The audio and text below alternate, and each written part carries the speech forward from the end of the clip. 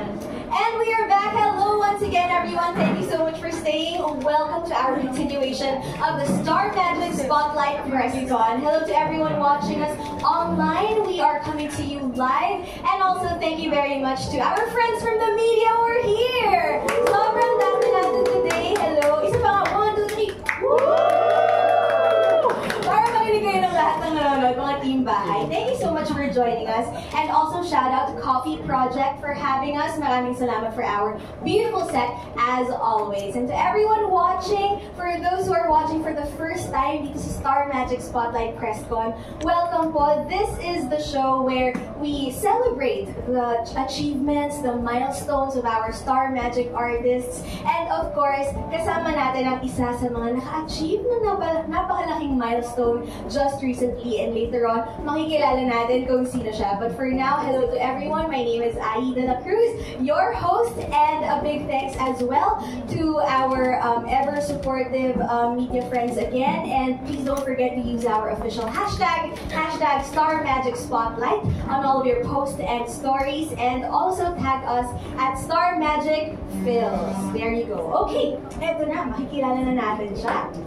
She is someone who needs no introduction, honestly. She is an actress, endorser, influencer, and the youngest celebrity CEO in the Philippines. And just recently, she claimed the #1 spot on the annual Top 100 Most Beautiful Faces list by TC Candler and independent critics. Wow, what a massive honor. But swear to die today, because it's not every day that we get to share a room with the most beautiful face in the world. At bago natin siya makakwentuhan, we actually prepared something very special. Please watch this. Let's give her a warm round of applause once again. Ladies and gentlemen, Andrea Brillantes! Hello, Andrea. Actually, tawag ko sa'yo Blythe, pero for today, Andrea tayo. Hello. Welcome! Hello po sa inyo lahat. Good afternoon po. Nahiya ako eh. Nahiya ako din sa ano eh. Hindi ko na-expect na meron kayo hinandang ganun. Thank you po, Star Magic Fam. Thank you. Na-touch naman ako. Oh, of course, syempre, dito sa Star Magic Spotlight Press-Con, lagi naman natin sineselebrate yung mga milestones ng mga Star Magic artists. At ito nga, napakalaki nung sa'yo, Andrea. Gosh! No, ang haba ng hair mo, Andrea. Ay, kaya nga tinali ko na muna eh. Kaya pinunidin ko muna siya eh. Haba eh. Wow! Pero sobrang laking honor nun, ha? And ang dami mong kasama rin dun sa list na yon, na hindi lang local artists, diba? International yung list na yon. So, kwentuhan mo naman kami nung una mong nabalitaan to, paano mo siya tinig, ano yung naging unang reaction mo? Well, last year kasi napabilang na din ako, pero I think from what I can remember, top 16 yata. Doon pa lang super happy ko na mapabilang lang doon kahit nasa 50 or what. Like, syempre, it's such an honor talaga na mapili yung face ko, ganyan. So, nung nalaman ko na parang top 1 ako, ano lang yun eh, random Tuesday yata yun or something. Tapos nag-aayos ang buhok. Sabi ko lang, top 1 ako. Tapos tinignan ko agad yung sarili ko sa mirror. Tapos, top 1 ka. Kasi talagang tawa lang ako. Tapos ang una kong, tinanong ko talaga yung mommy ko. Sabi ko, Ma, anong feeling? Ikaw ang naglabas sa mundo ng top 1, ganyan. Siyempre masaya kaming lahat. Pero, thankful lang ako. Pero hindi ko siya siyempre pinapapasok sa ulo ko na top 1 ako. Siyempre, ang saya niyang pagbiruan, lalo na with my friends. Kasi, the day na nalaman ko, parang pupunta ako sa mga friends ko. So, siyempre, puro asaran lang. No, parang, parang di naman. Parang, over Jisoy, gumaganon sila. Parang, pero, happy lang talaga ako. Ang saya lang niya. Happy, but, hindi ko siya pinapapasok sa ulo ko na top 1 ako kasi ayoko naman na doon lang nakadepende yung pagkatao ko tsaka yung lahat ng pinaghirapan ko, diba? Iba pa rin lahat yung bilang artista ako tapos naging top 1 ako. Nakakahiya kaya siya pag-usapan namin sa pananakay. Pero okay na. Satisfied na kami dun sa answer mo. Don't worry. Parang nahiya na siyang magsalita. Pero tulad nga na nakita natin dun sa napakagandang AVP, no? You are more than just a pretty face. Or should I say, a most beautiful face, di ba? Kita naman natin yung achievements mo doon. Simula bata ka, nagtatrabaho ka na. At tulad nga na pinakita natin doon, you are now the youngest celebrity CEO in the Philippines. So ngayon, aside from being an actor, an influencer, dami mong ginagawa, paano mo naman manage lahat yun? Yung time management mo ba? Kumusta? Pwede bang, can you paint us a picture? Ano ba yung usually nangyayari sa life ng isang Andrea Brillante sa dami ng ginagawa mo? Well, ngayon kasi wala pa ako show, so medyo mas may free time pa ako. Pero, sa isang linggo, madami na nangyayari sa akin. Sa isang araw pa lang, dami na nangyayari sa akin. Tinatry ko talaga yung best ko na ma-balance ko lahat.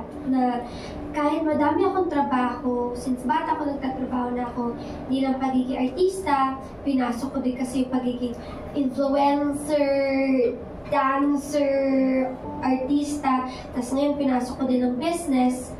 Ayoko naman mawala ng sense of self at ayoko naman na puro doon lang ako nakatutok, lalo na early 20s pa lang ako. I still wanna be young, I still wanna enjoy my youth. So tinatry kong mag-find ng time for my friends, for my community sa church, sa friends ko, sa sports. So minsan, after nito, pupunta ako sa Alabang, pupunta pa ako sa training with my friends. Training ng ano ito? Frisbee naman. Frisbee. Oh.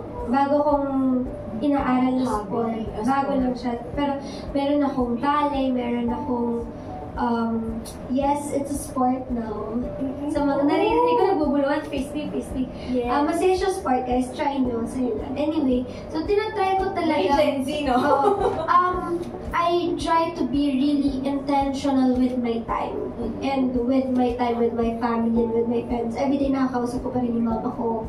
Hindi ako texter. I'm a really bad texter. Mas ma-call akong person. But I try to find time for everything. Kasi if hindi ka maging intentional with your time, masasayang mo siya. And ako talaga, precious ang time natin lahat. Gusto ko talaga na-enjoy ang life. Lalo na pag-bagets. Ito talaga may energy ka pa for everything. So, sinusulit ko lahat. Mukha namang maximize mo talaga. May ballet ka pang nabanggit. Nagba-ballet ka. Yeah. Nag-stop lang ako recently. Parang nagkaroon lang ako ng break kasi naka-find pa ako ng time for my solo travel. Oh. More than 1 month ako wala.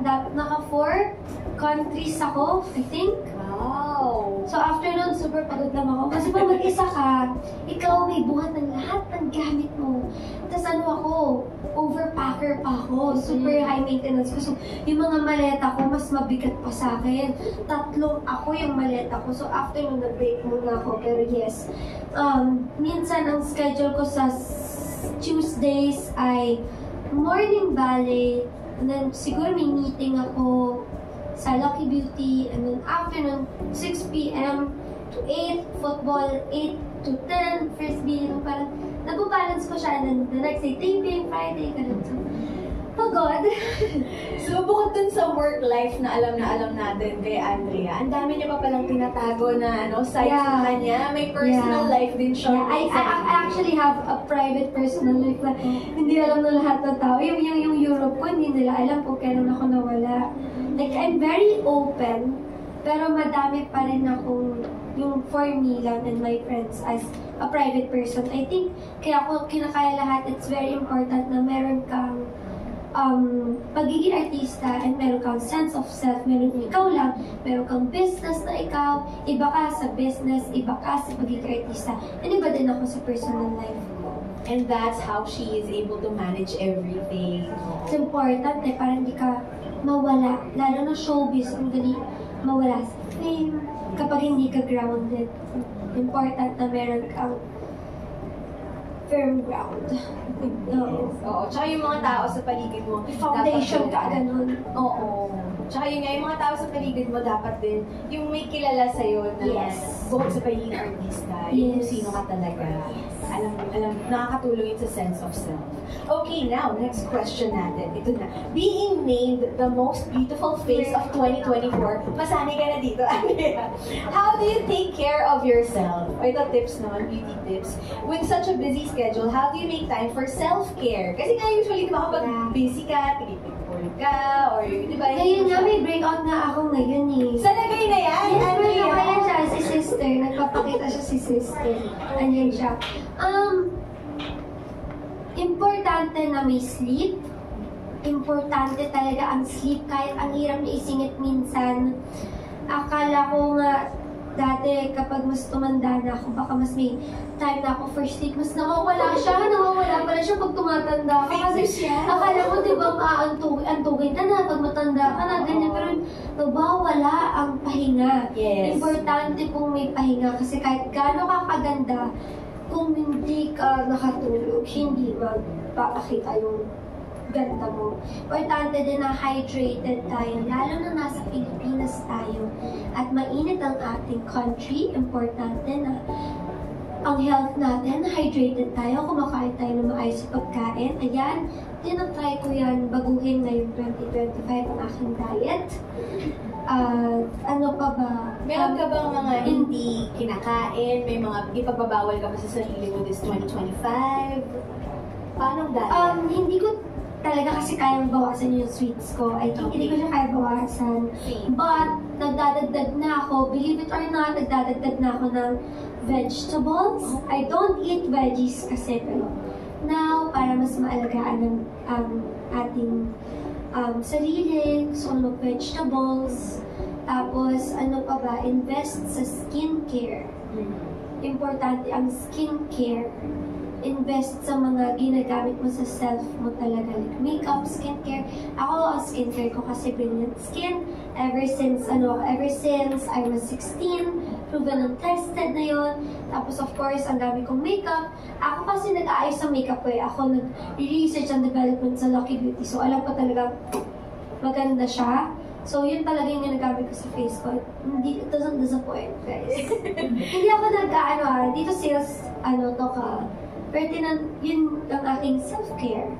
Tsaka meron na kahit gano'n ako kapagod, meron akong time talaga sa gabi na magbababay na ako, maguguday ako sa lahat. Skincare na ako, tulog, pagligo, pagkatapos ligo, upo, tapos blower, gagamitin ko yung pati sa hair ko.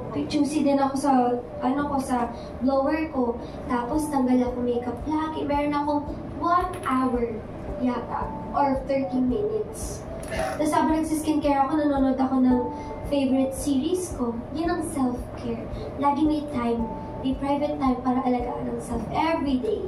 So pinaglalaanan talaga ng time and effort. Kahit gaano kapagod sa taping, kahit ano, hindi ko yung tinatanggal sa routine ko.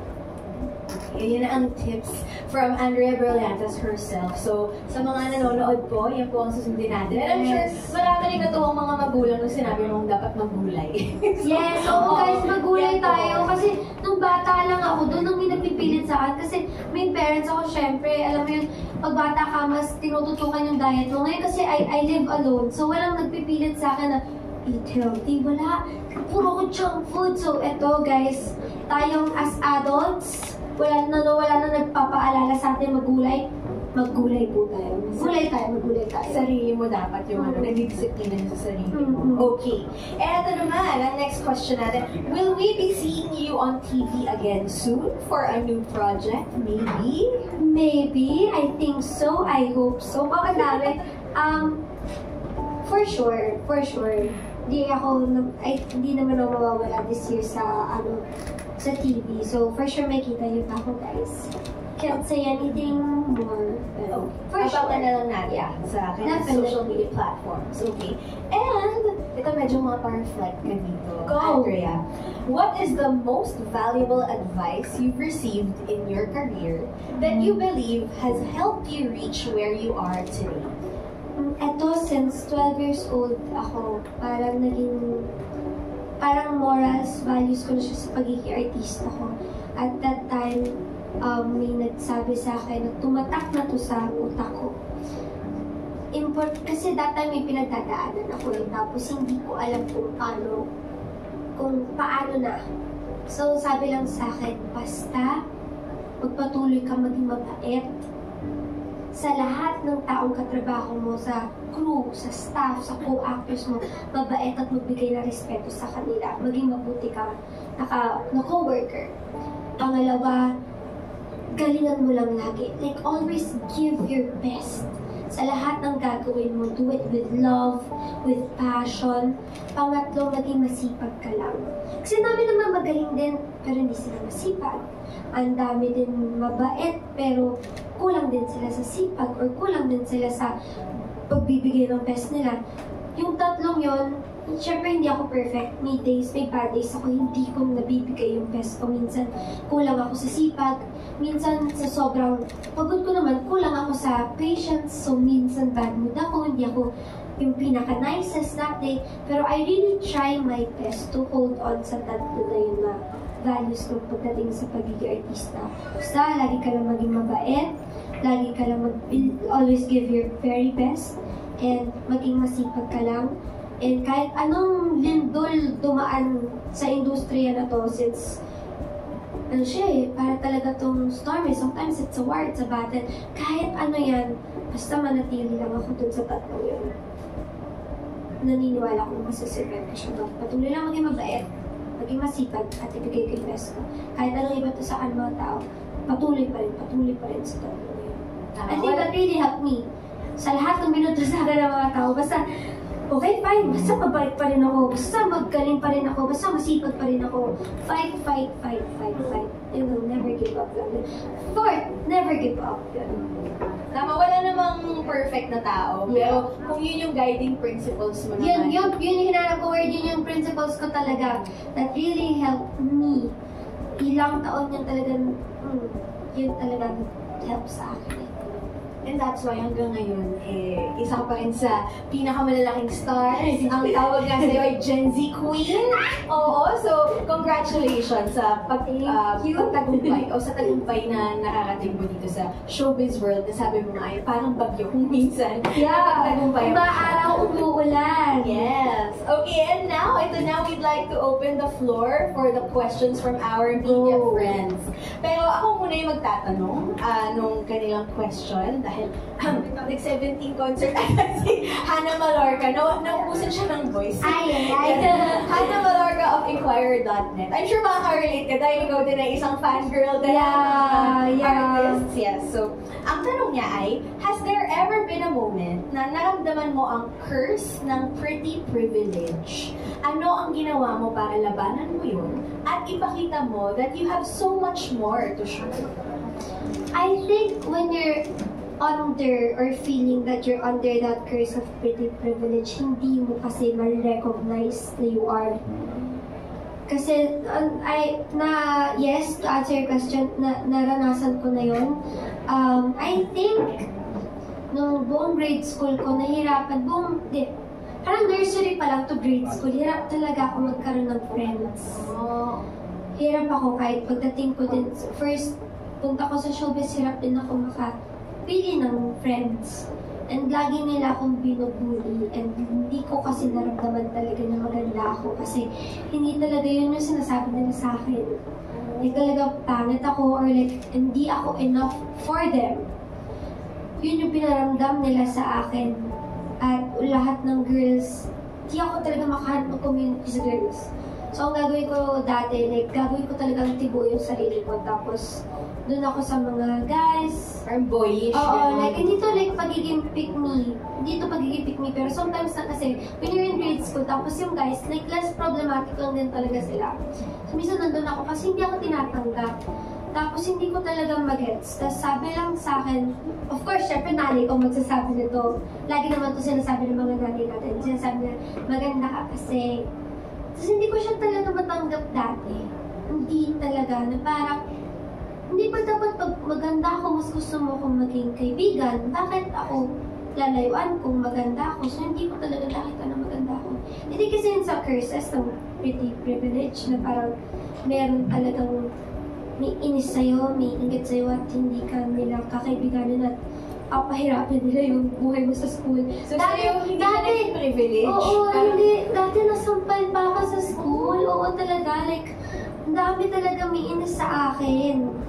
Tapos, mag-isa lang ako lagi noon. Pero naayos na yung relationship ko sa school. Parang first few years ko lang, grabe lang, heated lang silang lahat sa akin. After nun, naging friends na kami lahat. Tsaka bata naman kami lahat nun eh. Tsaka pag mas bata ka, mas prone ka talaga sa mga inggit at mga ganyan. Pero ayun, I think yun yung naranasan kong klaseng curse sa pretty privilege. Tapos, yung iba din na curse sa pretty privilege is yung parang gusto lang nila ako i-friend din dahil maganda lang ako, hindi dahil gusto nila ako as a person.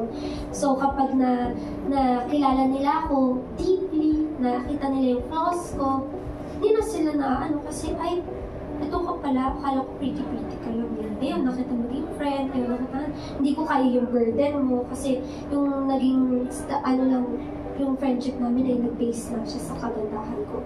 Yun yung mga naging struggles ko. At paano mo naman daw nilabanan yun at pinakita mo sa lahat na you're just so much more than a pretty face?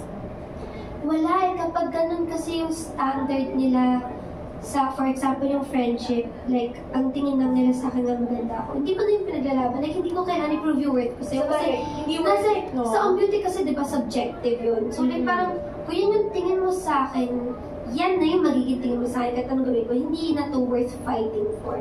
Hahanap ako ng mga tao with the right eyes to see me, to know me. Doon ako. Doon naman sa, kunento ko na curse dun sa pagbubully, wala, minsan kasi, iyabang din ako minsan eh. So kapag naiinis sila maganda ako, basta ano ko lang pinapakita lang, wala, pretty ako eh. I'm sorry. Hindi mo naman gusto talaga kasalanan. Okay. Pero syempre nung bagets ako, iritang-irita ako kasi gusto ko lang ng friends. Oo. Bakit ako binabully? Minsan talaga nakikipag-away ako. Pero ngayon naman, mas mature ako. Kapag merong alam ko nang aano sa akin at nang babasya ka ng kung ano-ano, alam ko, di ko pa rin masabi pangit ako. Yes. Di pa rin. Wala, parang... Lalo na ngayon, may official kang May title. ako. Pero parang kapag naiinis lang sila, wala din ako magagawa. Minsan tahimik lang din naman ako. Parang pinapakita ko lang kung sino ako. Like, babait pa rin ako sa kanila. I try my best talaga to always be the bigger person. Tsaka mas nakaka-pretty kasi yung ganun eh. Yung ikaw pa rin ang umiintindi at ikaw yung tumatanggap lang at tingala ka lang at wala. Mas, hindi lang kasi dapat pretty ka, dapat pretty din yung attitude mo. Yes. Yun mas ang nakakaganda. Nandun talaga ang kagandahan kapag ang heart mo ay pretty. So, tinatry kong sabayan yung prettiness ko with a pretty attitude na kapag naiinis kayo, I'm sorry.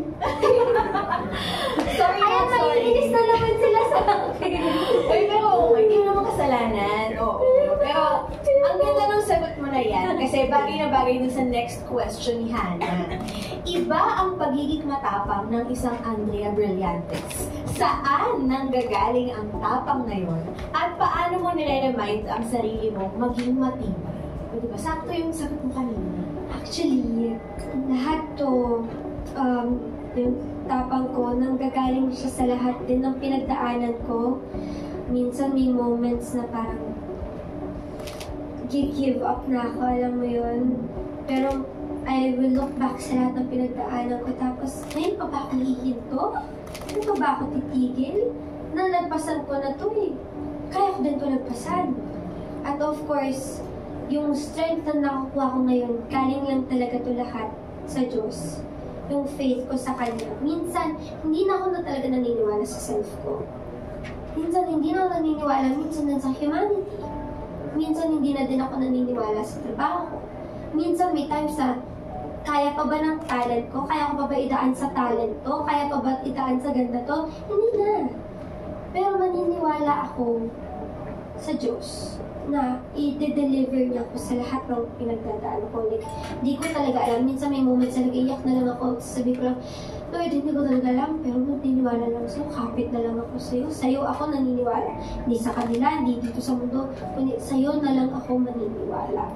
So, doon ako kumakapit. Siya na yung naging strength ko, ang aking anchor, siya talaga, dun nang galing yun. And of course, iba tayo lahat, hindi naman lahat ganun ang sa faith nila, hindi ganun ka-strong yung beliefs nila. So, ang masasabi ko, kung walang ganun, importante ang community. Community talaga, nakakatulong talaga. You need to surround yourself with the right people talaga who will always uplift you. Ayun, kahit minsan kanina paulit-ulit ako sa please pretty ako. Minsan guys, may moments na pretty nga ako pero minsan nakakainis pa yung life eh. So, importante talaga na meron kang kinakapitan na hindi na hindi subjective tulad ng beauty kasi subjective yun. So, mas importante talaga ang loob kaysa sa labas. Yes. So, yung, baka naman may magseryoso na, syempre yung mga pretty, lang yun, joke lang yun. Yeah. Oo. Ang totoong motivation niya, as she said, yung strength niya na nagaling sa faith and yung experiences na pinagdaanan, yun yung nagpapatibay sa isang Andrea Brillantes. Pero syempre, bonus na rin, ang ganda mo rin kasi talaga, girl. Bonus na lang yun, oo. Okay, thank you very much, Hannah. Thank you. Okay, now, let's have Natalie Tomada of Philstar. Hi, Miss Natalie. Hi, Andrea. So my question is, what's one lesson from the past year na you'd like to carry on this 2025? Mas lalo lang nag-grow yung relationship ko with God. So, gusto ko i-carry on yun ngayong 2025 na kahit ano pang mangyari, kung meron ibabato ulit, like hindi ako mawawala sa relationship ko with Him. And ano pa ba, growing lang talaga, growth lang. Every day, ang dami ko pang natututunan sa sarili ko. Every day, natitest ako. So, I just want to have a healthier mindset every day. Yun lang yung gusto ko pagpatuloy sa 2025. Growth lang. Yun lang. Growth and happiness. Yeah. It shows. Thank you. Thank you. Thank you po. Thank you po, Miss Natalie. Okay, and now, meron tayong i-check na mga comments. Kasi live tayo ngayon, Andrea. So, may mga comments tayo na babasahin. Okay. So, sabi ni Heart Kill. I love Andrea since then kasi napaka-multi-talented niya at mabait. Uy, successful! Thank you po! Sabi ni Liza Canada, from Canada. The Gen Z queen and most beautiful face, Andrea Brillantes. Hey. Myra Lopez says, yes, Blind is cute, pretty, and super talented. Thank you po. Ito na yung mga kailangan mong motivation din from your fans. Sabi rin ni Menchi Don, Blythe, most important star of Gen Z. May bagong title. Ang dami ng title eh. Nahihiya na talaga ako. Ay, ito, marami pa. Sabi ni Jane Anna, so fresh. Ang ganda mo. MJ Vlogs, ang humble talaga. Oh my God! Ano sinabi natin ang humble pala? Oo. Sabi ni Stella Marie, okay, we love you, Andrea. Riza says, Andrea Brillantes, the best ka talaga. Tyson Vlog, kaya dami nagmamahal kay Blythe. And last na, Bestie Lucky. You have come a long way, Blythe. Keep fighting, Blythe. Thank you. Laban lang. Yes. Laban. Maraming salamat po sa inyong messages at comments. Thank you po. Keep Thank you. coming. Ang sweet niyo po lahat. Thank you guys so much. Yes. Gusto mo ang sweet din ang pagkakasabi mo.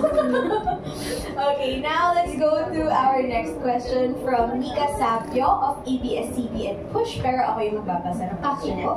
Please share with us your Vienna vacation experience! Yay! Finally, someone asked me! So, bago yun, may backstory kung bakit Vienna ang napili ko. Kasi parang gusto ko siya maging annual thing na meron akong solo travel every year. Although this year hindi ko alam, parang gusto ko lang mag-ipon this year. Parang medyo pahinga muna. Pero anyway, napili ko ang Vienna kasi nag-resonate ako dun sa kanta ni Billy Joel na Vienna. Yung Vienna waits for you. Slow down, you crazy child. You can be everything you wanna be before your time. Kasi 2024 naman, parang dami kong gustong gawin. Pero so little time lang talaga. Ang dami kong gusto dito ako, dito. Ang dami, lahat tinatry kong i-juggle. Tapos, kailangan ko lang mag-sit back nun. Tapos, bata pa din ako. Tapos nakaramdam ako ng pressure na parang tama ba yung ginagawa ko lahat na ngayon na nasa 21 ako? Enough ba yung mga na-achieve ko ngayong edad na to? Itong may mga goals kasi ako na marating kapag tanda ako. Tapos tinitingnan ko, kung yan ang goal ko pag 30 ako, dapat ito na ako ng 21 ako. Hindi parang gumagano na ako. Tapos lagi ko yung piniplay. Kaya pinay ko yung Vena talaga para lang slow down. Slow down lang. Ang aga ng quarter life crisis. Diba? Sabi ko din, diba, parang 21 pa lang ako. Enjoy. Minsan kasi, parang hirap nung pumasok ako sa business na biglang pressure. Kasi may business na yun, may pinapatakbo kang negosyo. So parang may pressure din. Tapos syempre ngayon naman nakakita ng mga numbers, ganyan. Apakahina ko pa naman sa math. So like talagang nagugulat lang ako sa lahat na nangyayari nun. Tapos yung high street pa and everything, lahat na nangyayari. So nagbiyan ako just to slow it down. Tapos nag-enjoy lang ako doon. Tapos ang cute-cute nun, kung hindi nyo napanood, may vlog ako dun sa Madrid ko, dun sa Spain. May vlog akong nirelease nung solo travel ko. Kita niyo yun na ako lang, ganyan-ganyan. Tapos meron ako na-meet na dalawang girl na kaedad ko. Tapos strangers lang sila, pero nag-click kami. Tapos we spent the night together. Sobrang happy, girl to girl lang. Tapos sabi ko, you know what?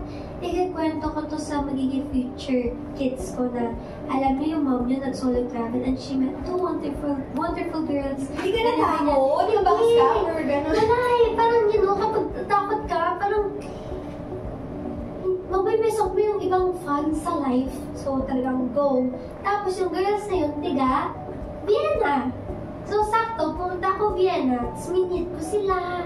Nag-spend din ako ng Halloween with them. Then after dun, Prague ako, and Budapest ako. Sa Budapest, iba naman yung song ko dun.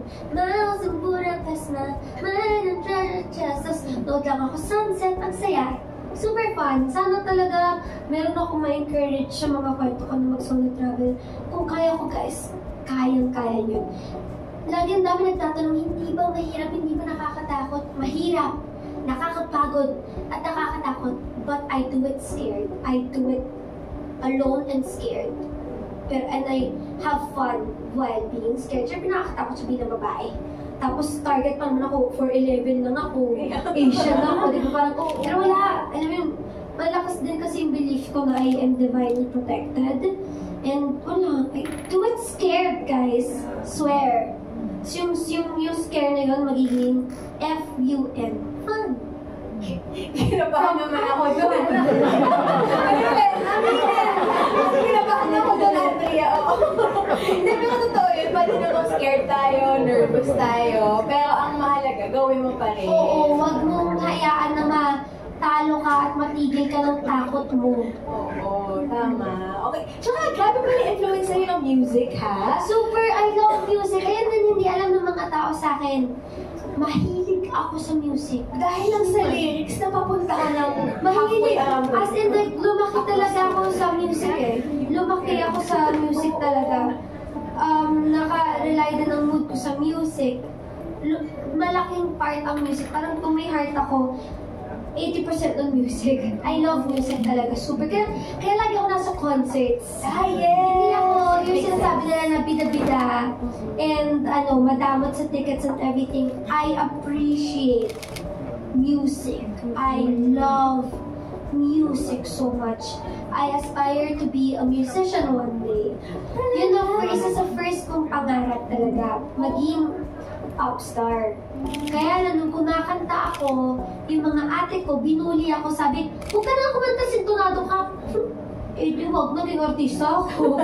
Kasi sabi, sintonado ako. Pero, I love talaga music. Music is life. Napanood ko nga yung interview mo with Ate B, Miss Bianca Gonzalez. Sabi mo kapag nag-self, yung me time ka, kailangan talaga nakikinig ka ng music. May music lang ako. May music lang ako. Pagkagising ko music.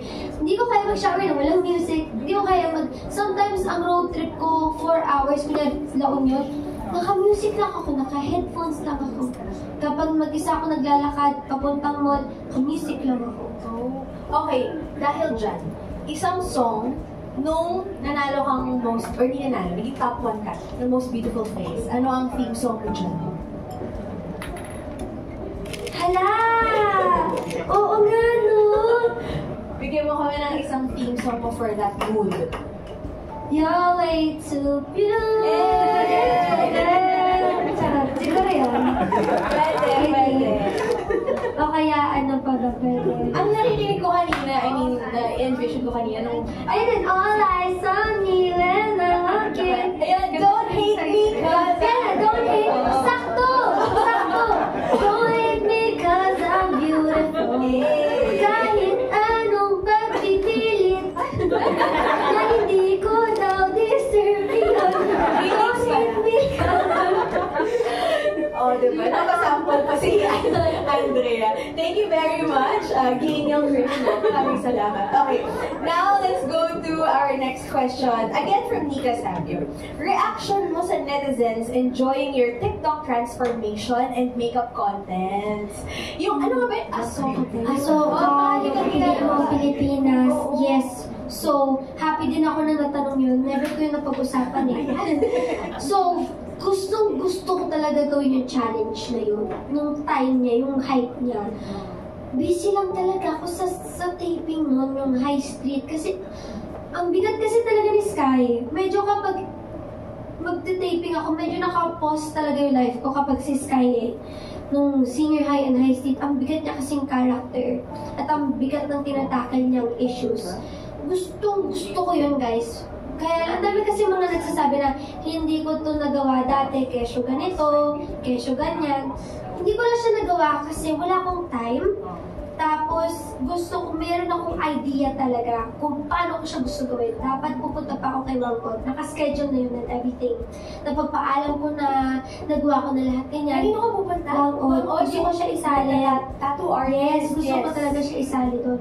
Meron talaga akong vision doon. Alam to ni Mama Eds, nakaayos na to talaga dati. Hindi lang kinakaya kasi. Tsaka hindi yata nare-realize ng mga tao na mahal gumawa ng content shoot. Yes. Ang mahal niya, tapos yung mahal pa na budget ko ay napaka-friendly budget na yun. Pero ang mahal niya, I think after nung issue recently, na-realize ng lahat kung gaano kamahal yun, no? May isang issue rin. hindi ko alam yun eh. Pero basta mahal Hindi siya. naman related sa'yo. Oh, okay lang. Charot lang. Ang mahal niya, grabe yung effort niya. Tapos ipipilit ko lang. Ako kasi, kung hindi magagawa yung vision ko, wag na lang. Yes. Kung magiging pilit, wag na lang. Yun yung nangyari sa amin ni na Mama Edson team ko. Wag na lang kasi hindi kaya, kapos sa time. Wag na lang. Kaya nung naisip ko yun, wag na lang, ilalagay ko to sa end of the year bilang recap, bilang rewind na lang. Tapos kaya ako may rewind. Actually, para lang yun sa Pili Mo Pilipinas. It just needed to make sense. Kasi kung out of the blue na lang meron akong Pili Mo Pilipinas, yun parang, bakit? So, kinumpleto ko yung mga naging sikat talaga that year. Yung Asoka, yung Marimar, yung 10 Minutes, para man lang naituwid ko yung Pili Mo Pilipinas. Ginawa ko siyang isang buo na rewind. Para lang make sense na it's a 2024 rewind of the makeup trends. So, ganyan niya pinag-iisipan. Yeah, Bawat 3 days content, no? 3 days yung dire-diretso. Sa isang araw na pagsiksik na namin yung halos 3. Tapos 33 yun na mga palet. Tapos ako lahat nag-Korea nun. Nag-send ako agad ng mood board kung paano gagawin para dire-diretso na lang siya that day. 33 na palit. Grabe. Inisip ko pala napapagod na ako. Ikaw ginawa mo talaga. Tapos wala pa kaming tulog nun. Paano tapos kami mga 1 na or something. Diretso kami, Zambales para punta doon sa Marimar. Yun siya. So, thank you so much at nagustuhan nila yun. Talagang vision ko na yun dati pa. Hindi ko lang siya naisingit. So, nasingit ko siya sa end of the year. Buti na lang. Talagang na-push mo pa rin. Naging worth it yung yung nailabas na pera. Yes! Yes.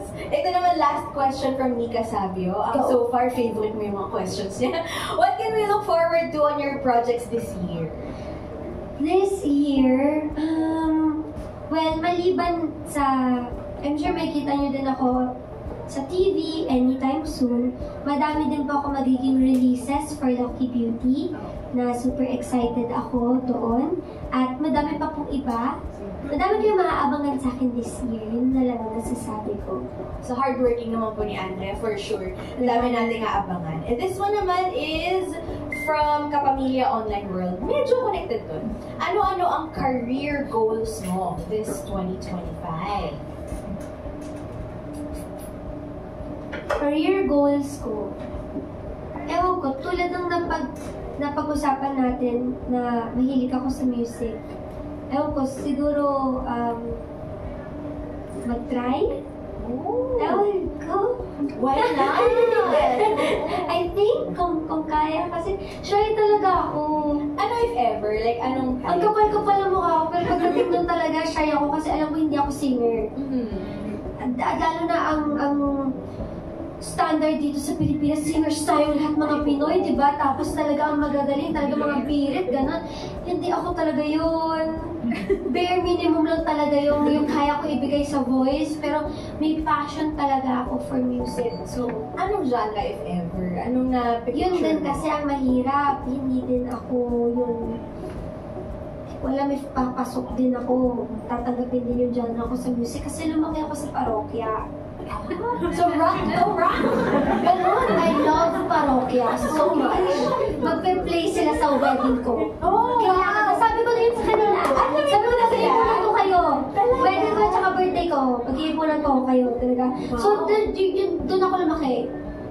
Medyo playful, medyo tapos lumaki ako sa parokya and Taylor Swift. Okay. So kung pag-iisipin nyo, paano yun? Si Taylor Swift ang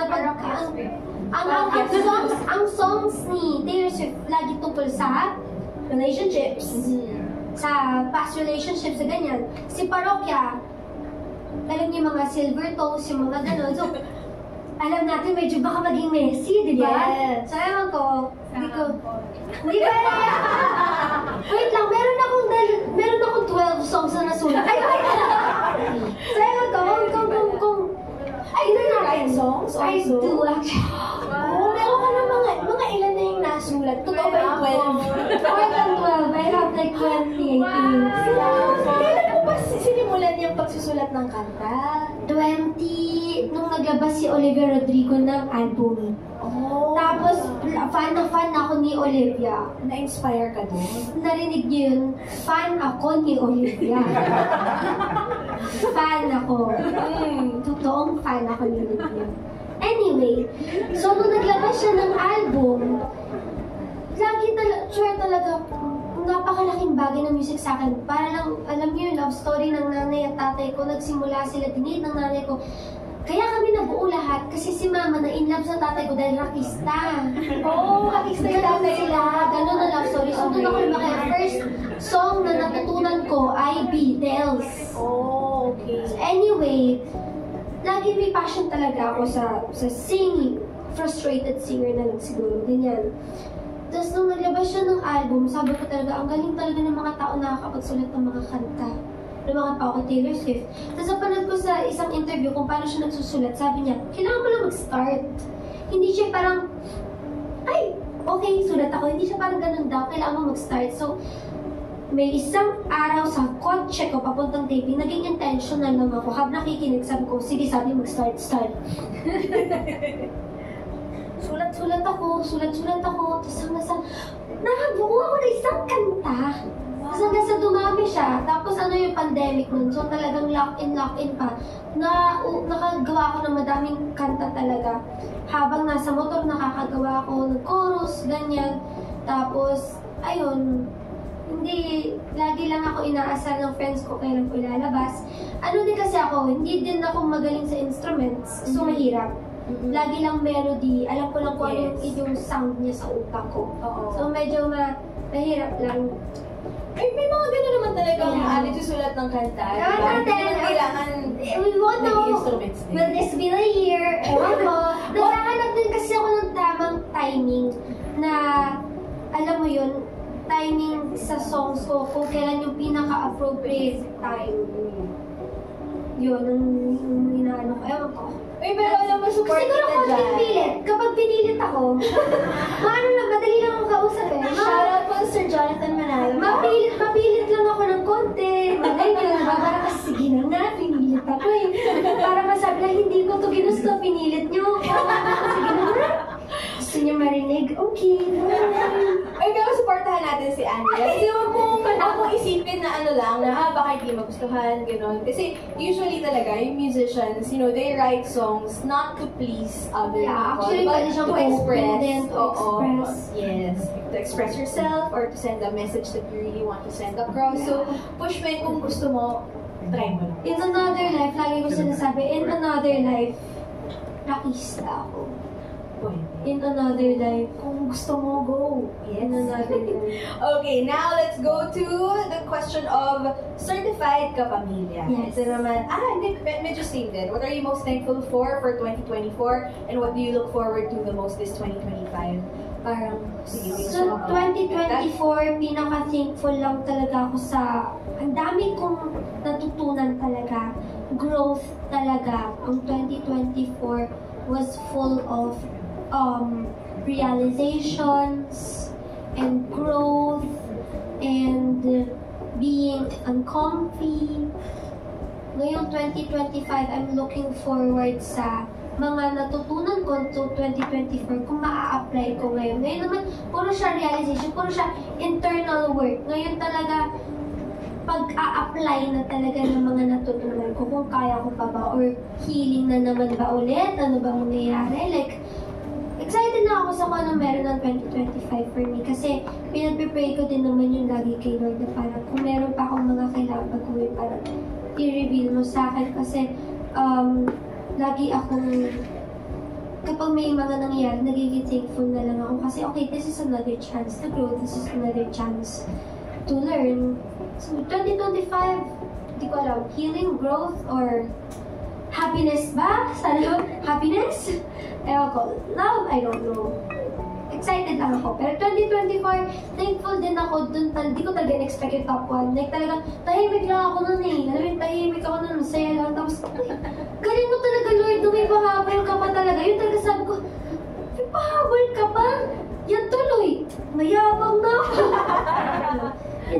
Thankful ako sa 2024. Happy ako sa lahat ng nangyari. Alright. Okay, now let's go to the next question from Trisha Matias of Metro.style. You are a low-key K-drama fan. Yes. Since Philippine adaptations of Korean dramas are even more possible today, given a chance Oh my God! to star in a local remake of a Korean series, which drama do you want to work on and why? Ayoko kasi sabihin. Baka hindi matuloy. Hindi sa hindi matuloy. Kasi alam ko kapag nabigay sa iba, may mga magsasabi, di ako ni Andrea Villanes. So, parang yung pride ko lang. Okay. So, kapag nakuha ko na lang siya, nakuha ko, tagal na lang ako. Pero meron talaga akong in mind. Later, bubulong ko sa'yo. Meron talaga akong in mind na talagang, kung meron mang gagawa niyan, dapat talaga ako. Mabibigay ko talaga yung buong pagkatao niya kasi ako yun eh. Ako talaga yun. Naiyak talaga ako. Ngayon pa lang naiyak ko. Kailangan ko siya makuha. Parang kunyari, ano na ako, mangyari yun pag 30 na ako. Tapos kunyari din, ewan ko, 35, tapos sabihin natin, for example, baka din ako nag-artista or what, or like, alam mo, doon ako sa anak ko or something. Kapag nalaman ko na i-remake, babalik ako! O kaya kapag may problema, hindi kasi ma-produce, ako magpo-produce!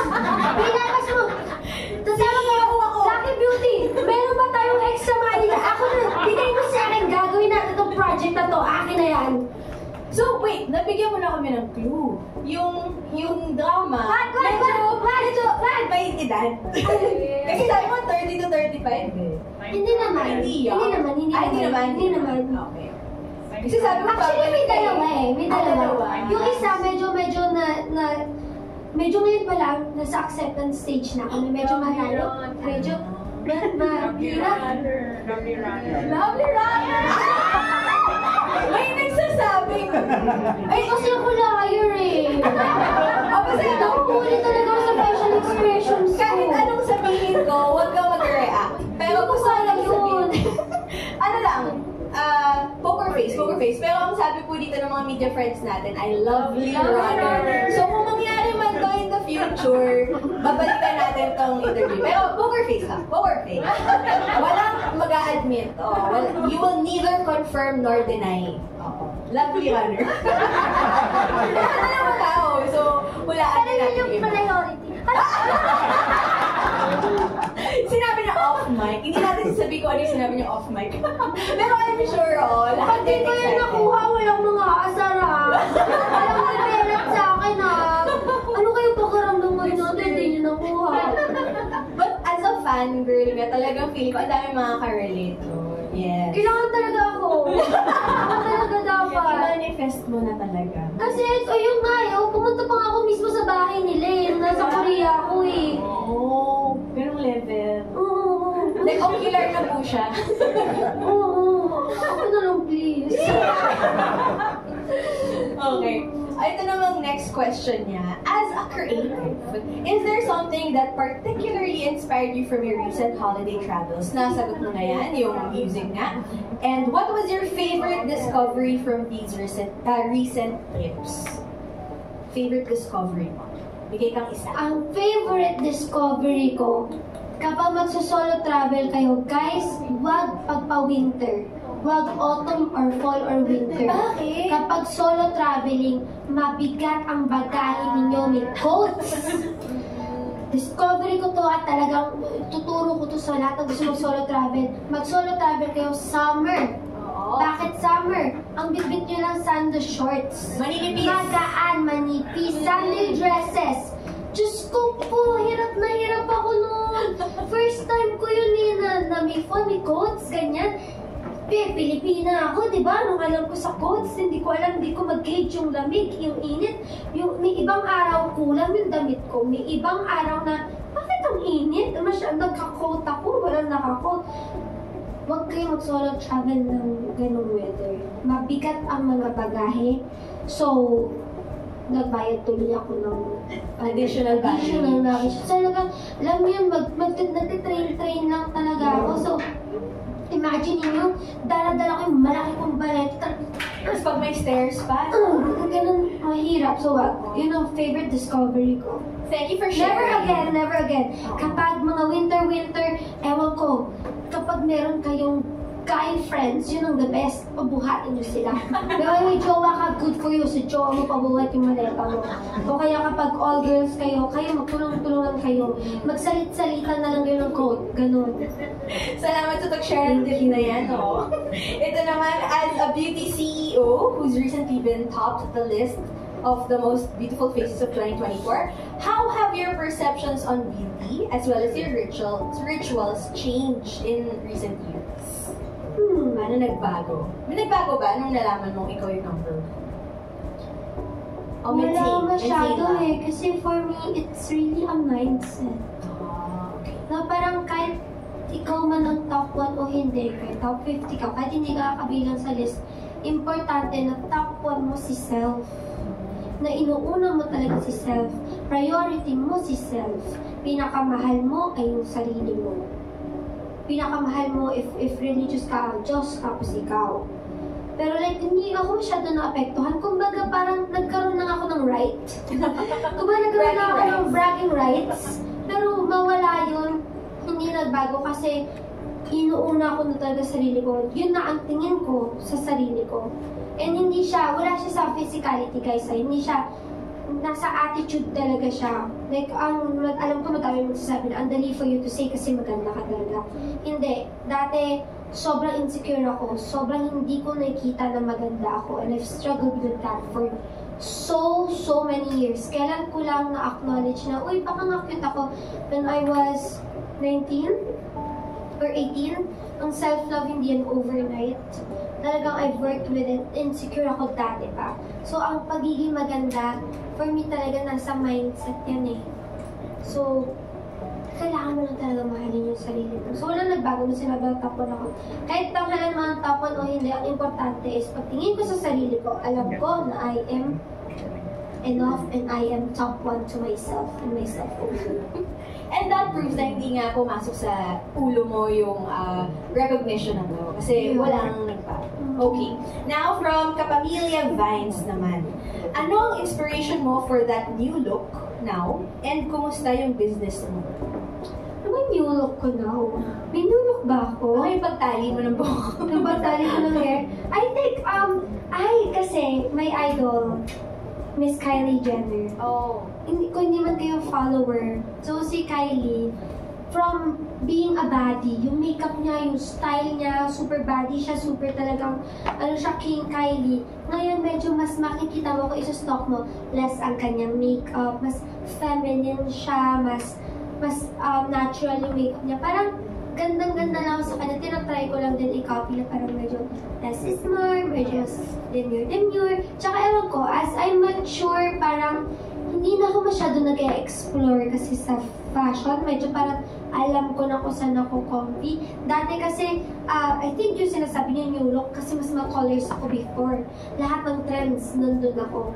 Kasi nag-explore ako yun. Ngayon medyo mas alam ko na yung gusto ko. So medyo think yun. Wala naman lang new look. I think nahanap ko lang yung look ko. And I think this is it. Wow. So yan. At ang ganda naman. Na-inspire lang ako kay Kylie. In love kasi si ate mo, girl, kay Timothy. Oo. Kala mo, kabarkada ko, no? Kaya ano siya, yung pananabi niya talaga, license mo na ang ganda-ganda niya talaga. Sabi ko, gusto ko yung look na yan. Sige nga, ganyan na tayo. Makabingwit nga rin ang Timothy. Yeah. Why not? Okay. And last question from Nikki Wang of Manila Standard. Okay. Ako yung magtatanong. Alright. Many people struggle with not feeling beautiful at times. Mm-hmm. Have you experienced moments like this and how do you overcome them? Parang nasagot niya na rin po kanina yun, no? Yeah. Okay, dito tayo sa... May iba bang question? Okay, ito yung next question niya. In your opinion, who are some of the most beautiful faces in showbiz today? And what do you think makes them stand out? Ang gandang final question niya. Ang pinakamaganda para sa akin, ever since nung bagets talaga ako, Ate Ann Curtis, for me talaga ang most beautiful. Lalo na fan kasi ako ni Ate Ann dati pa talaga sa Showtime, pinapanood ko siya. Tsaka, alam mo yung aura ni Ate Ann, ang ganda, alam mo, ang ganda din ng heart niya. Kung paano siya sa mga tao, authentic siya. Tapos, lagi siya nagpapatawa din ng mga tao in her own way. At alam mo, hindi siya nagpuput ng facade. So, gustong-gusto ko yun kay Ate Ann. Matapang din si Ate Ann. Tapos, ang ganda niya talaga eh. Pag tinitingnan ko siya talaga, yung pinakamagandang babae for me. Ate Ann Curtis talaga. Saka ang ganda nung tinanong ka bakit siya, hindi lang panlabas na ano yung sinabi mo na dahilan, Dati pati kasi, yung personality. sa Going Bulilit, parang ka-studio lang namin yung Showtime. Lagi ako nagpapapicture sa kanya, tapos sabi na siya napagod. Lagi, minsan, hinahabol ko pa yun papunta sa van. Ate, pwede ko papicture? Sige, tara. Tapos sobrang bait lang talaga ni Ate Ann.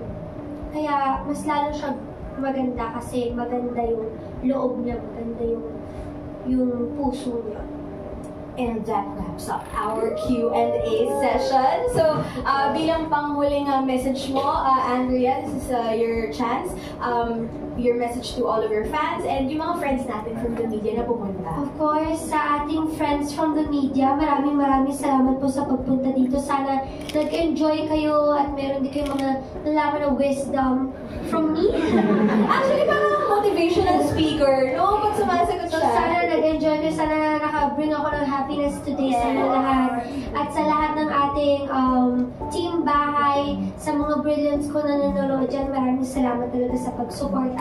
Sana naging proud kayo na sa naging recent achievement ko. And ayun, I'm super happy and I feel so loved sa lahat ng brilliants ko. Na love ako sa mga fans ko. Maraming salamat po. And of course, abangan nyo lang ako. Kapag makita nyo lang sa screen, abangan nyo din yung album ko. Charot lang! Tapos, yun po, madami din akong magiging bagong release sa Lucky Beauty. So, abangan nyo po yun. Thank you so much. Maraming salamat. Aabangan namin ang iyong music career. Susuportahan din namin, of course, ang Lucky Beauty.